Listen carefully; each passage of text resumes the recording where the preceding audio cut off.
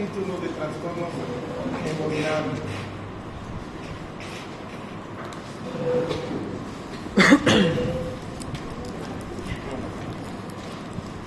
Ya, para hacer un breve recuerdo, habíamos visto en la última parte de la semana pasada esta condición, la trombosis, donde existen tres factores que son esenciales.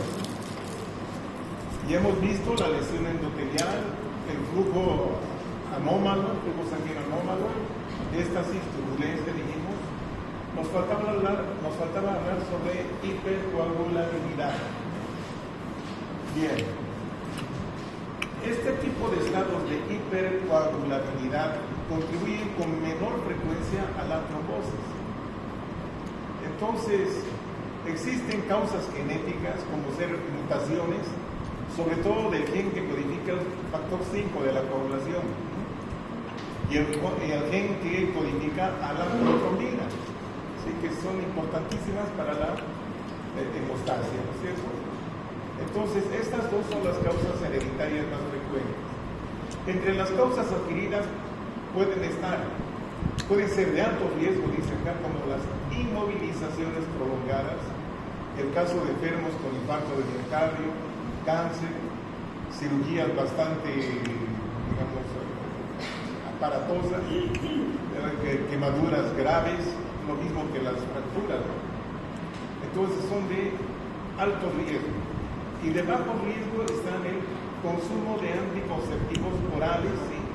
Algún tipo de miocardiopatía y el hiperestrogenismo, ¿no? Sobre todo las mujeres. Bien.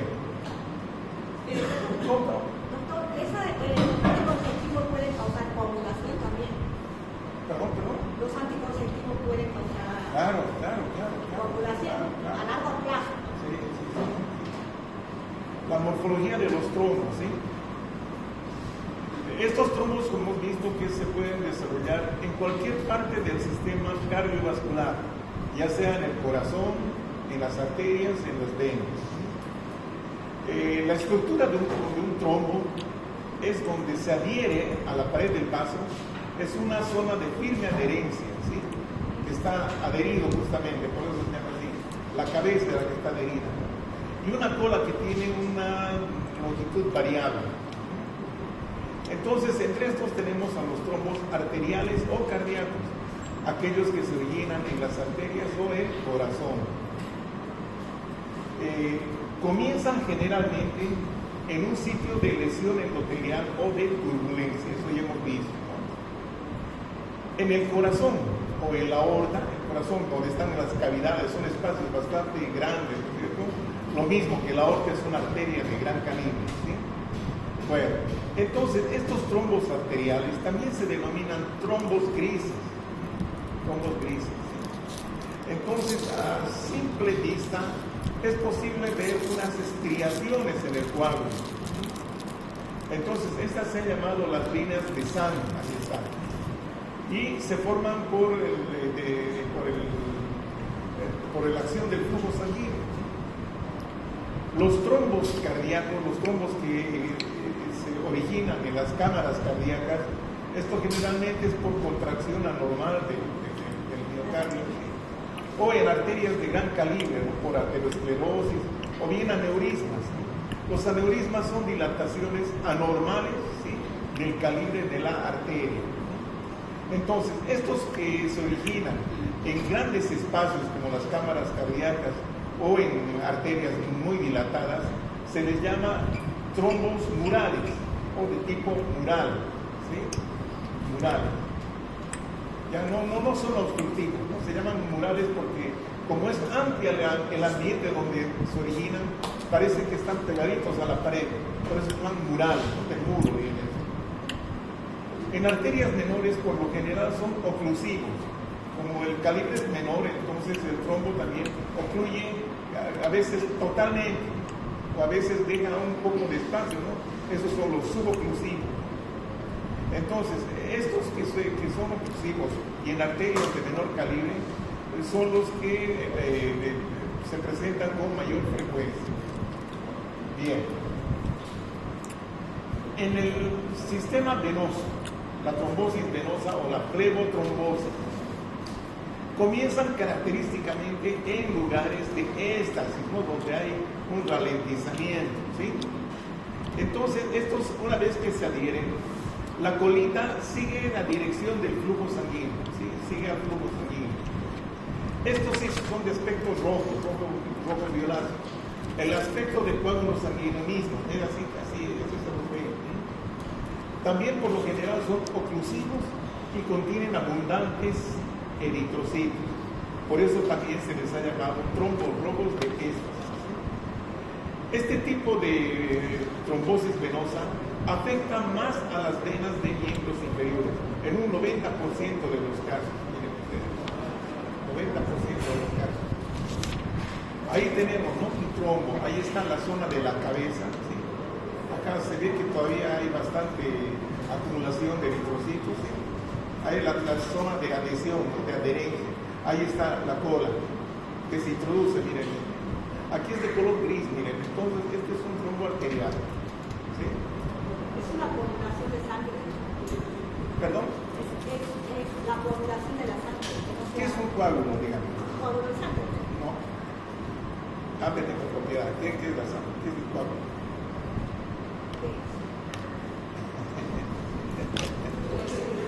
El coágulo es un proceso cuando la sangre se solidifica, ¿no? Por acción de que se ha desantenado el sistema de la coagulación o hemostasia.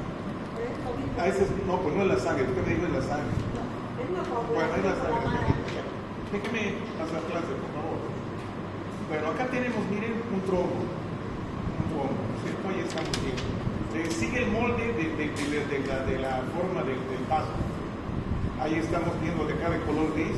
También este es de color, de origen arterial, ¿sí? Entonces acá vamos a ver los sitios de formación de trombos arteriales, ¿sí? Ahí están. Hemos dicho las cavidades, ¿sí? En los grandes vasos, ahí estamos viendo, ¿sí? Inclusive en estas arterias de mediano calibre también puede producir, ¿sí? Ahí estamos viendo, ¿sí? Acá en la aorta abdominal, ¿sí? Esta es la aorta torácica, el callado se ve ahí. Bueno, ahí estamos viendo, sí, las ilíacas. Aquí estamos viendo un aneurisma, por ejemplo, aquí otro aneurisma. Miren, estas dilataciones saculares que aumentan el calibre, ¿no es cierto? Hay un ambiente más grande y estos pues pueden dar origen a turbulencia o lesión endotelial donde se va a originar el coágulo. Acá estamos viendo en la cavidad cardíaca, ¿no es cierto? Ahí están los músculos papilares y aquí están los coágulos, miren, ahí están los trombos, son los trombos murales, ahí están.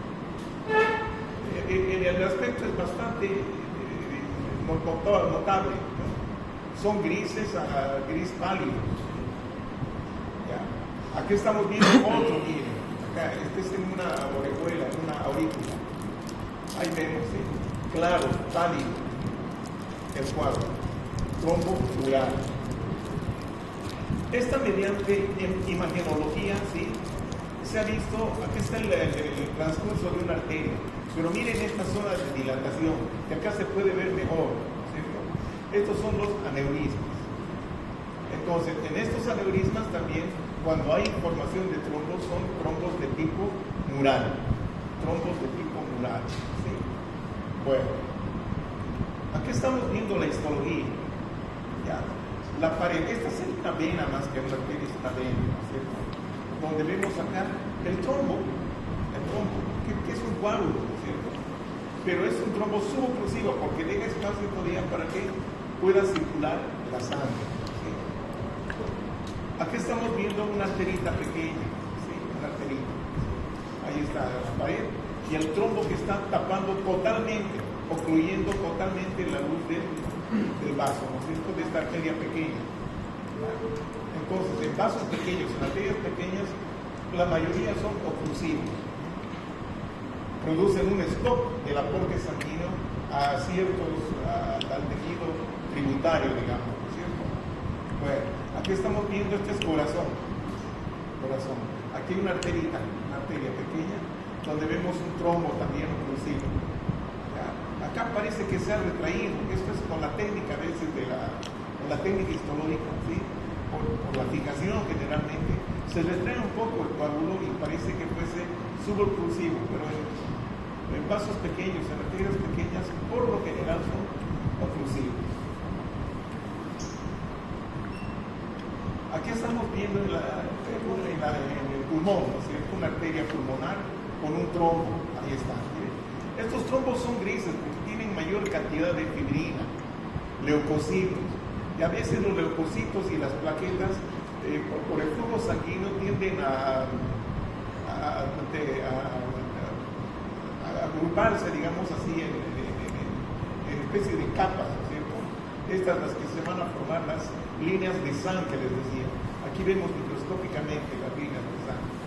Aquí hay un poco de hemorragia, pero la mayor parte de los trombos arteriales y o cardíacos son de fibrina más que nada, ¿no es cierto? Por eso son pálidos, gris pálido. Ahí se ve, ¿no es cierto?, estas zonas. A veces hay zonas con sangre, sí, pero aquí estamos viendo leucocitos, plaquetas, donde van a formar lo que se conoce como las líneas de sangre. Bueno, entonces, otro detalle es que en esta válvula existen estas verrugas, ¿no es cierto?, las verrugas.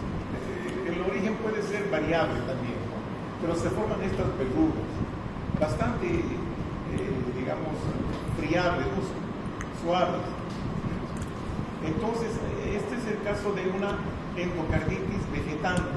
¿Vegetante por qué? Por la presencia de estas vegetaciones, también se llaman, ¿sí? Son como verrugas, así como a veces son tan grandes que parecen coliflores. Entonces, está en la esfera del corazón, ¿cierto? Ahora estamos viendo en las venas, ¿no? Esta es una vena de miembro inferior, por su vía, porque aquí estamos viendo las válvulas, ¿cierto? Las válvulas. Entonces, en estos sitios de válvulas muchas veces suelen ser asiento de lesión endotelial y empiezan a aparecer, ¿sí?, o por éstasis, generalmente es por éstasis, aparecen estos coágulos, miren, estos coágulos. Ahí justamente este es el sentido de la sangre, del retorno. Entonces ahí se presentan justamente en las válvulas, donde son sitios donde hay mayor éstasis circulatoria. Y esto ocurre con mayor frecuencia en las varices, ¿conocen las varices? Sobre todo en las venas profundas, que son peligrosísimas, ¿sí? Son muy peligrosas. Son muy peligrosas. Ahí tenemos un trombo venoso. Se pueden ver pequeñas líneas, pero ya no se las ven macroscópicamente como en los trombos arteriales. Pero fíjense, la cantidad de sangre es mucho mayor. Por eso se llaman trombos rojos o trombos de éstasis, los trombos venosos. Bien. Y ahora, ¿qué va a pasar con los trombos? ¿Cómo evoluciona un trombo? Acá tenemos una vena ilíaca inferior, dice acá, ¿cierto? Ya, entonces aquí se hace un corte y donde estamos viendo un trombo aquí oclusivo, prácticamente oclusivo. Todo el coágulo está tapando la luz de la vena trombosada.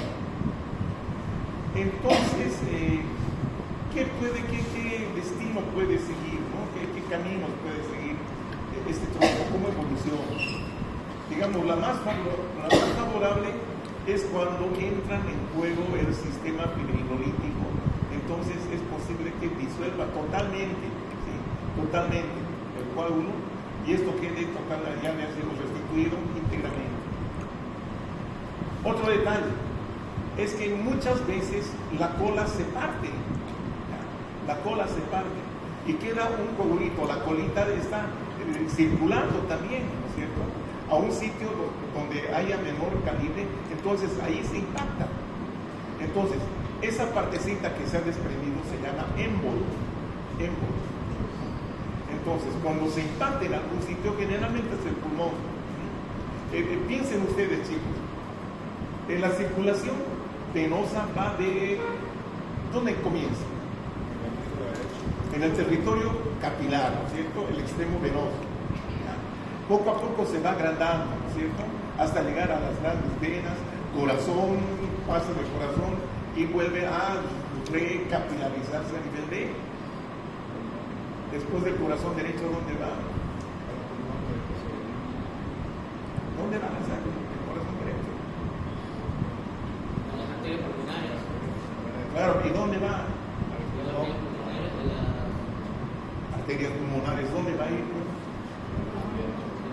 capilares del pulmón. Al pulmón, muchachos. Ay, Dios mío, que no han almorzado para ese día. Al pulmón. Entonces, ahí se vuelve a capilarizar, ¿no es cierto? Vuelven a ser vasos pequeñitos. Entonces, ahí es donde se impacta, ¿no es cierto? Y esa condición se denomina embolia. Ya vamos a ver enseguida eso. Entonces, esa es otra alternativa de destino que puede tener, ¿no es cierto? Una embolia pulmonar en este caso. Si es que se ha originado en vena. Ya, porque si se origina en arteria, ¿cómo es la circulación arterial? La vía arterial va de grande a chiquito, ¿no es cierto? En cambio la venosa va de chiquito a grande.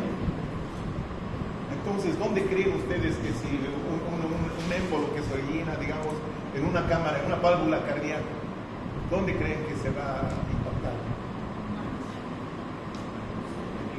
En cualquier sitio del sistema. Probablemente en hígado, probablemente en vaso, probablemente en riñón, ¿no es cierto? Hay una salida. Donde a medida que va disminuyendo el calibre, entonces ahí se va a enclavar, se va a impactar el émbolo. Ahí va a producir el problema. Bueno. Otra alternativa es que la zona donde se haya formado el trombo, ¿sí? Una parte haya sido disuelta por el sistema fibrinolítico. Ya, entonces acá se reendoteliza, amigos. Se reendoteliza. Pero siempre ha quedado un bultito acá, una piedra en el camino, que a la larga puede ocasionar nuevamente a lesión endotelial, ¿no? Porque está produciendo una irregularidad dentro del vaso. Ya, pero por suerte la fuerza del flujo no es muy fuerte dentro de la circulación venosa. Y otra alternativa es de que aparezcan estos túneles, Entonces a este proceso se denomina recanalización o retunelización, como quieran llamar. Entonces esto de alguna manera va a permitir el flujo sanguíneo, aunque sea menor, obviamente que va a ser menor, va a producir una dificultad, va a producir congestión retrógrada, en fin. Bueno, y otra alternativa es que este trombo venoso, ¿sí?, no se desprenda, ¿ya? Y la colita crezca, vaya a ser inclusive hasta llegar al corazón, ¿ya? Hasta llegar al corazón o a otro sitio. Esta se llama propagación del trombo, dice acá, hacia el corazón. Bueno, entonces, ¿qué dijimos? ¿No es cierto? Bueno, entonces estos coágulos, sobre todo en este caso, antes de reutilizarse, no pudo reabsorberse a tiempo, seguramente no tuvo tiempo de reabsorberse. Entonces, ¿qué es lo que ocurre? Que este coágulo se va a organizar, se organiza. ¿Y qué significa organización, chicos? Se va acumulando. Hay depósito de matriz extracelular, ¿sí? Entonces, aquí va a ser una placa más o menos fibrosa, una placa cicatrizal al final, ¿no es cierto? Va a ser una cicatriz. Eso se llama organización del trombo u organización del coágulo. No se olviden que había fibrina ahí, ¿no es cierto? Y la fibrina es muy propensa a organizarse, ¿no?, a fibrosarse. Ahí tenemos un trombo organizado, ¿cierto? Hay depósito de matriz dentro del trombo. Es un trombo suboclusivo. Aquí estamos viendo, sí, un trombo también organizado, miren, está totalmente organizado, pero sin embargo han quedado múltiples luces vasculares pequeñas dentro del trombo, ¿no es cierto? Esto se llama la recanalización o retunelización, ya como quieran llamar. Bien. Importancia clínica de esta condición, ¿no?, de la trombosis, ¿no? La trombosis venosa localmente puede producir congestión y edema. Y los de las venas profundas, sobre todo miembros inferiores, provocan embolias. Y estas embolias, obviamente, como por el mecanismo que ustedes ya saben, van a ir a impactar a pulmón, por lo tanto van a provocar embolias pulmonares, que pueden ser mortales. Estas venas profundas generalmente están localizadas en la zona del músculo. Entonces, ¿cuáles serían las causas de esas trombosis venosas? Edad avanzada, insuficiencia cardíaca congestiva, traumatismo, el puerperio y posparto, también el cáncer, ¿por qué no? La trombosis arterial tiene efectos obstructivos, también puede producir embolias, sobre todo esos trombos murales que están colgaditos en la pared, se pueden desprender y producir embolias, ¿no es cierto? Siendo el cerebro, riñones, vaso, los primeros en sufrir. Bueno. Entonces, vamos a ver algunos ejemplos, ¿no es cierto? Acá tenemos estas varices. Estas son varices superficiales, que no son tan propensas a producir trombosis, ¿no? Las profundas son las graves. Ahí tenemos varices, ¿sí? Las que son chiquititas, delgaditas, inferiores, esas son más peligrosas. Depende del calibre donde esté originándose, ¿no es cierto? Las superficiales generalmente son grandecitas, pero las profundas son más pequeñas. Ahí tenemos trombosis venosas que se originan en venas profundas, ya sea de la pierna o del músculo, ¿no es cierto? Ahí estamos viendo el origen de los trombos. Y como les decía, estos son peligrosísimos, porque son las que provocan embolias. Bueno, otra condición es la coagulación intravascular diseminada, CID, así se abrevia, CID, coagulación intravascular diseminada, CID. Bueno, entonces se refiere a la aparición de múltiples trombos de fibrina en la microcirculación. Subrayen eso. No es una enfermedad primaria, sino que es consecuencia o secundaria a diversos procesos que van desde complicaciones obstétricas hasta neoplasias malignas avanzadas. ¿Ya? Entonces, unas pocas no causaría mayor problema, ¿ya? Pero lo grave es cuando son en varios sitios, ¿no? Cuando es diseminada realmente, como se disemina. Entonces produce una insuficiencia circulatoria difusa, sobre todo en órganos importantes como corazón, sistema nervioso. Bueno, entonces, simultáneamente, ¿sí?, a estos procesos de coagulación se produce una coagulopatía de consumo, ¿no es cierto? ¿Para qué coagulación? ¿Qué es necesario? ¿Quiénes participan? Principalmente plaquetas, sistema de coagulación, ¿no es cierto?, con sus proteínas, con coagulantes, etc. Bueno, aquí las plaquetas. Entonces las plaquetas se consumen, ¿no? Entonces eso se llama una coagulopatía de consumo. Entonces, si se han consumido las plaquetas, puede hacer que ese paciente pueda tener una herida, un sangrado, y eso no para, sigue manando la sangre, ¿no es cierto?, pudiendo evolucionar hasta hemorragias graves, ¿ya?, por una coagulopatía de consumo. Entonces, esa es la microcirculación, arteriolas, capilares, venas, sobre todo arteriolas. Ahí tenemos, ¿no?, en el pulmón, un coagulito, un coágulo de fibrina, esencialmente es de fibrina. Bien, vamos a volver sobre este punto que ya vimos en la anterior clase, perdón. Los trastornos hemorrágicos, ¿sí?, se deben a defectos primarios o secundarios en las paredes de los vasos, ¿sí?, las plaquetas o los factores de la coagulación. Defectos primarios o secundarios en estos tres sitios, ¿cierto?, o en estos tres elementos. vasos, plaquetas o factores de la coagulación. Las causas van desde defectos leves de la coagulación que se manifiestan en condiciones de sobrecarga hemostática. Eso también hablamos la vez pasada. Sobrecarga hemostática se refiere a algún proceso de cirugía, parto, menstruación, ¿sí? Entonces, estas serían condiciones leves, defectos leves, ¿no? Entonces pueden ir hasta hemorragias masivas, graves, por rotura de grandes vasos, como ser una disección aórtica, ¿sí? Que se rompe la aorta, ¿sí?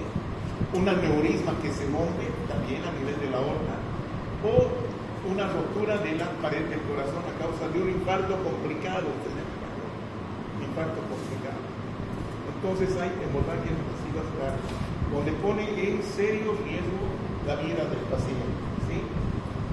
Entonces tenemos acá alteraciones de la hemostasia primaria. Puede ser defectos plaquetarios o lo que se llama la enfermedad de von Willebrand, ¿se acuerdan? Que se manifiesta con hemorragias en piel y mucosa, ¿sí? Supuestamente por fragilidad capilar. Estas pequeñas hemorragias puntiformes se denominan petequias. Las hemorragias mucosas asociadas a alteraciones de la hemostasia primaria también pueden manifestarse por epistaxis, ¿no? Eso es esta hemorragia nasal, hemorragia digestiva o menstruación excesiva.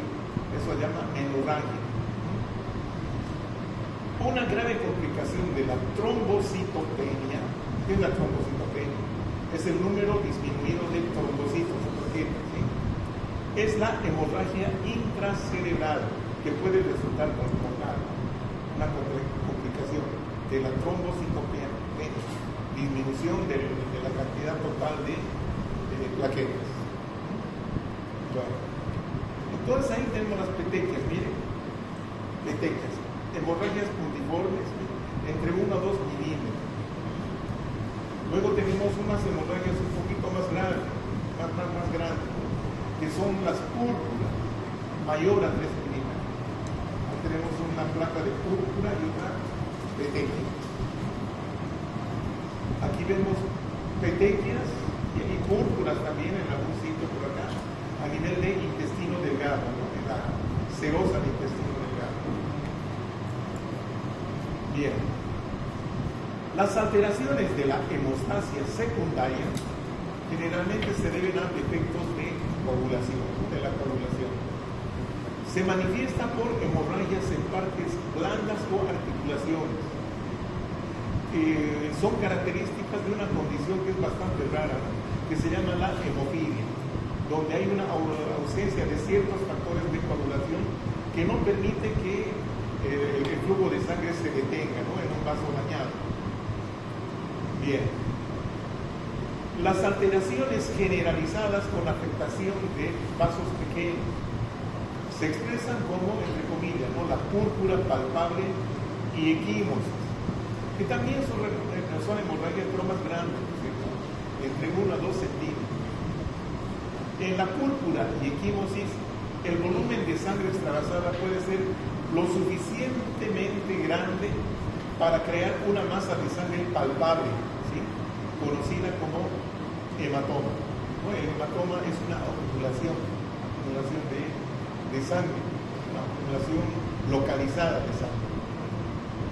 Bueno, estos cuadros, ¿no? Tanto como la púrpura y el equimosis, son especialmente característicos en trastornos sistémicos que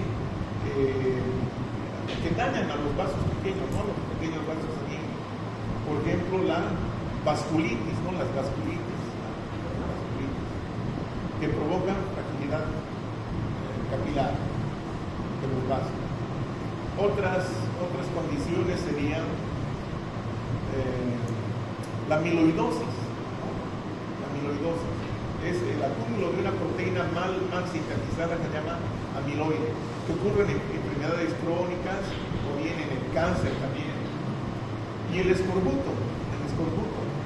¿Qué es el escorbuto? El Es una forma de vitaminosis, ¿no es cierto? ¿Qué vitamina es la que está falta en el escoputo? Vitamina C. Por eso hay que chutar el nombre. Naranja. Bueno, aquí tenemos un hematoma, ¿no? Seguramente postraumático. Aquí seguramente ha habido pérdida de sustancia, ¿no? de superficial. Entonces se formó una costra bastante grande acá. Aquí las hematomas mundiales, que alguna vez hemos tenido nosotros, ¿no? Acá por un golpe. Realmente cuando la puerta se cierra, ¿no? De la uña. Bueno, son los hematomas, son muy dolorosos y es un dolor punzante. Esa es una uña. Ya vamos a terminar, pero primero, otra cosa también. Uña, otro color uña. Ahí está, miren. Aquí está el coniquio, se ve aquí. La lúdula no se puede ver porque está, digamos, está tapada por el cuadro, por la hematoma. Bueno. Ahí tenemos púrpura, ¿cierto? Ya tienen un color más oscuro, ¿no? más azulado. Estas miden entre 3 a 5 centímetros, ¿sí? La púrpura. Bien. Entonces vamos a lo que es esta otra parte, la embolia. Es la impactación, chicos, ya, la embolia. Es la impactación de una masa sólida, líquida o gaseosa. ¿Ya? La masa es, o puede ser sólida, líquida o gaseosa. Se llama el émbolo, ¿sí? Que se desplaza con la sangre desde un lugar distante, ¿sí? A un cierto lugar en todo el árbol vascular, ¿cierto? Ya, generalmente va de grande a chiquito, ¿cierto? Normalmente, perdón, de chiquito a grande, así es, ¿no? Se desplaza, eso es en el sistema venoso, y en el sistema arterial de grande a chiquito, así es. El 99% de las embolias se deben a trombos, entonces a esa condición se denomina la tromboembolia, ¿sí? No se olviden, impactación de una masa sólida, líquida o gaseosa que se desplaza por la sangre, ¿sí?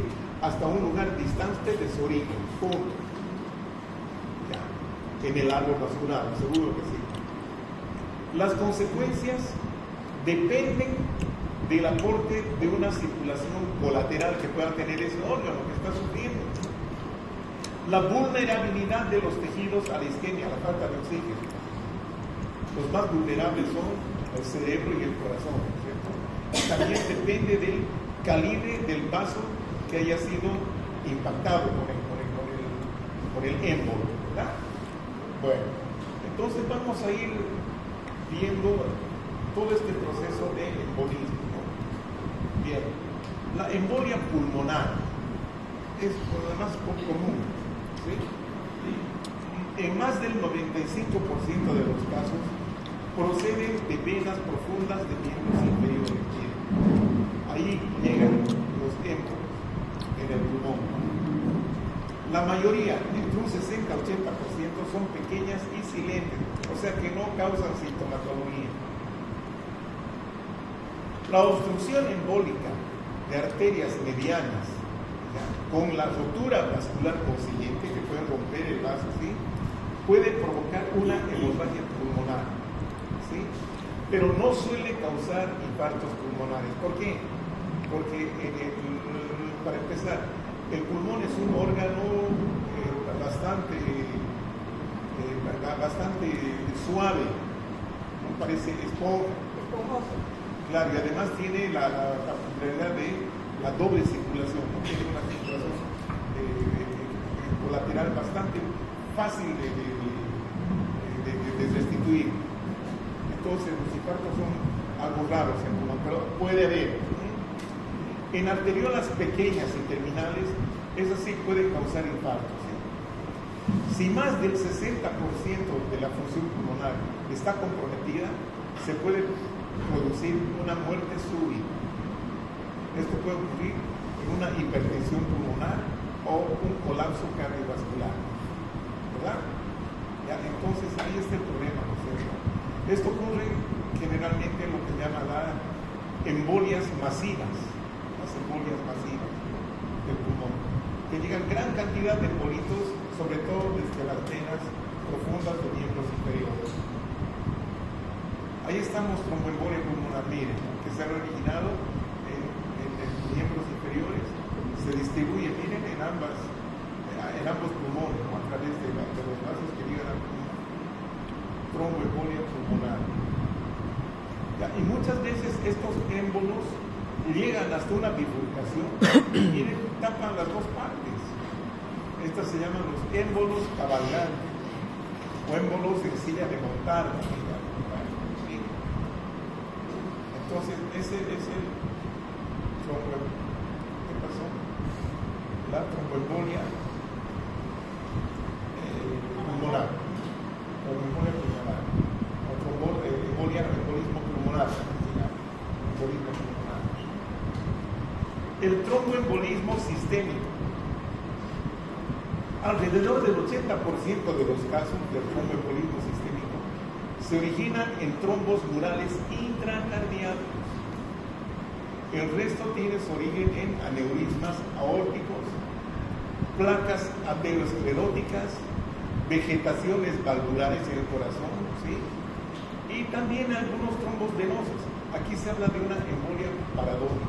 Mira, estamos hablando de un tromboembolismo, ¿ya?, donde el émbolo se ha originado en una vena del miembro inferior, en una vena profunda del miembro inferior.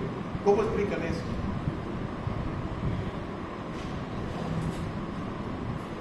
¿Cómo explican?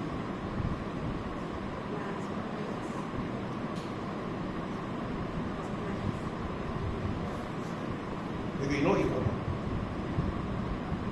Por eso es más paradójico. Resulta que puede ocurrir estos casos cuando existe algún defecto en el tabique del corazón, comunicación interventricular o interauricular. Entonces no necesariamente pasa del corazón derecho al izquierdo. No necesariamente pasa por el pulmón, sino se va directamente del corazón derecho al izquierdo. ¿Ya?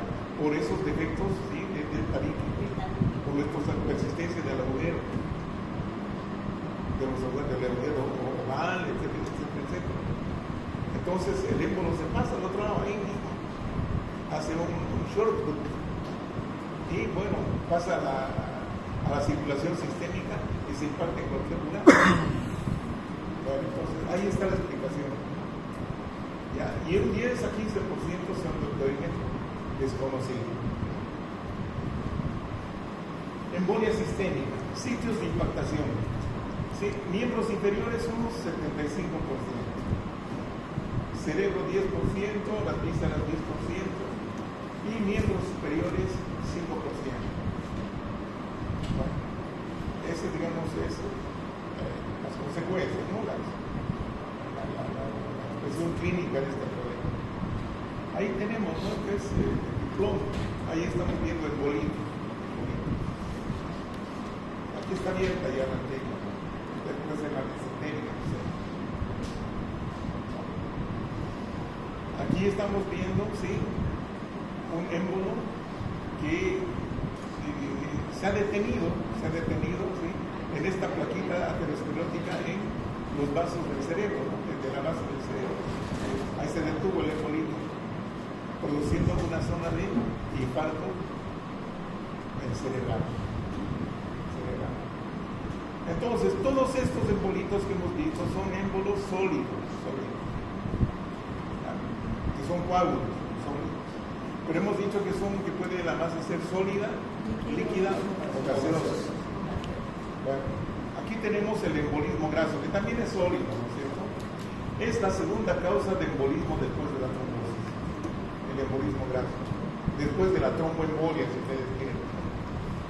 Aparece a consecuencia de quemaduras, traumatismos esqueléticos, en un 90%, traumatismos esqueléticos, fracturas, o bien también traumatismos de tejidos blandos. ¿Por qué traumatismos esqueléticos y y es de alto porcentaje de embolismo graso, o sea que es material graso, material adiposo.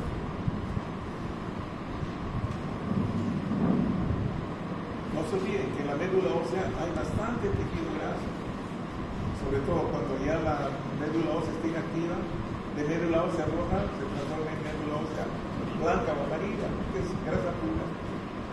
Entonces de ahí viene, esa grasa se introduce en alguna venita y va a impactarse, generalmente al pulmón. Entonces ahí tenemos una fractura expuesta, por ejemplo. Una fractura expuesta. Y ahí tenemos un trombo de médula ósea impactándose en pulmón. Aquí estamos viendo sí, los émbolos. Esta es una tinción especial para líquidos, que es la técnica de Sudán. Ahí está, se tiñe intensamente de color negro. Este es pulmón. Entonces también este es sólido, son sólidos. Ahora sí vamos a hablar de émbolos gaseosos. Penetración de burbujas de gas en la circulación. Esto puede ocurrir en partos distóxicos o lesiones de la pared torácica, apuñalamientos, etcétera, etcétera. Entonces hay una situación que se llama la enfermedad por descompresión o enfermedad de los buzos. Es causada por cambios bruscos de presión atmosférica. Esto ocurre, como les decía, en los buzos. Se producen burbujas de aire, principalmente nitrógeno, ¿sí? Entonces se introduce a la circulación y estos van a impactarse en cualquier situación, por ejemplo en músculos o articulaciones, produciendo dolores bastante intensos, ¿sí? También pueden ir a impactarse en pulmón, produciendo edema, hemorragias, y a veces ese mismo gas produce que se inflen los alveolos, y a veces hasta se rompan alveolos, haciendo como unas bullas, como unas ampollas. Entonces a eso se denomina enfisema focal, que puede provocar insuficiencia respiratoria. Puede producir isquemia en cerebro y corazón, o sea, en los órganos nobles. Puede producir isquemia e infarto, obviamente. Y puede producir esos embolos cuando uno viaja en avión y cambia de temperatura o de golpe la presión. Presión atmosférica, señorita. Ya no tiene una temperatura independiente. Es presión atmosférica. Bien. Embolismo del líquido amniótico. Ahí está, émbolos líquidos. Es muy rara, pero grave, ¿no? Es rara, pero muy grave. Una mortalidad mayor al 80%, ¿sí? Esto sucede durante el parto o el posparto inmediato, o el puerperio inmediato, puede ser. El problema es que hay penetración de líquido amniótico en la circulación materna, sobre todo después del posparto, después del parto. Cuando se produjo el alumbramiento, se desprendió la placenta, ¿sí? Entonces puede haber quedado líquido amniótico y eso ingresa a la circulación materna, porque los vasos maternos del útero están abiertos todavía, ¿cierto? Bueno, entonces, ¿qué es lo que ocurre? Aquí tenemos un émbolo. Estos émbolos generalmente están constituidos por meconio y células epiteliales descamativas del fetito. Hacen así una especie de turbillo y estas pueden, con el líquido amniótico, ¿sí? Pueden impactar sobre todo el pulmón. Bien. El infarto, bueno, ya conocen muy bien lo que es el infarto, ¿sí? Es un área de necrosis isquémica que suele deberse a la oclusión del flujo sanguíneo arterial. Casi todos, 99%, se producen tras un episodio de trombosis o embolia. Los obstáculos del drenaje venoso pueden producir infartos, sobre todo en aquellos órganos que tienen un solo acceso vascular, vale decir, que por un solo sitio ingresa la arteria y sale la vena, como es el caso del testículo del ovario. El riñón. Entonces, ¿perdón? El riñón. No, el el riñón no tanto, porque es bastante grande el riñón y además está muy fijado, ¿no es cierto?, en el retroperitoneo. En cambio, el testículo no, el ovario tampoco. Tiene ahí sus ligamentitos, pero no están tan fijados. O sea, tienen relativa libertad de movimiento. Entonces, estos pueden doblarse, torcerse, y al torcerse quedan pues estrangulados los vasos, tanto la arteria como la vena. Entonces ahí se inicia un proceso de necrosis. Y todavía es peor eso en los ovarios, cuando son de mayor tamaño, los quistes, por ejemplo, ovarios, cuando son grandecitos, tienden a torcerse. Bueno, entonces, morfología del infarto. Existen los infartos rojos o hemorrágicos. Se producen en las oclusiones venosas, en las oclusiones de las venas. Entonces también se pueden producir cuando se produce torsión de órganos con un solo acceso vascular, lo que dijimos, el testículo, ovario. Tejidos dotados de doble circulación, como es el caso del pulmón o hígado, ¿sí? Tejidos laxos, suaves, como el pulmón, que parece un esponja, en el cerebro también, o en tejidos previamente congestionados. Cuando existe infarto, va a tener estas características. Los otros infartos, que son blancos o anémicos, se producen en órganos sólidos como el corazón, vaso, riñones. ¿Ya? Infartos blancos, ahí no hay sangre, la sangre no se queda, ya la sangre se fue. Ahí tenemos un infarto rojo, un infarto pulmonar. Siempre tienen este aspecto triangular. Acá tenemos, por ejemplo, este es un infarto pulmonar. Acá sería la zona del infarto. Todo esto es el infarto. Necrosis. Ahí el tejido viable. Ya, por favor, vayan pasando eso de bajita. Ahí tenemos la torsión testicular, miren. Ahí está. El cordón se ha torcido. Entonces, este aspecto va a tener el testículo. Aquí tenemos otro ejemplo. Un ovario torcido. Un quiste ovario torcido. Tiene ese aspecto violáceo, rojo violáceo. También puede ocurrir torsión a nivel de los vólvulos, ¿no? En el intestino. Ahí se ha torcido el intestino por alguna razón. Entonces, al torcerse, obviamente quedan estrangulados los vasos, ¿no es cierto? Y queda acá una zona de infarto, ¿no es cierto? De infarto, con necrosis hemorrágica. Ya no es necrosis isquémica. Necrosis isquémica es cuando no hay sangre. El infarto blanco es una necrosis isquémica. Esta es una necrosis hemorrágica. Y aquí estamos viendo, sí, una zona de infarto. Bueno, acá no, un infarto subepocárdico, sobre todo acá, en esta zona se ve. Aquí el hígado, miren, ahí está. ¿Sí? Esta típica forma triangular, ¿no es cierto? En el vértice del triángulo, piramidal, puede ser, es donde se produjo la detención del flujo, ¿no es cierto? Y este es un infarto anémico, blanco.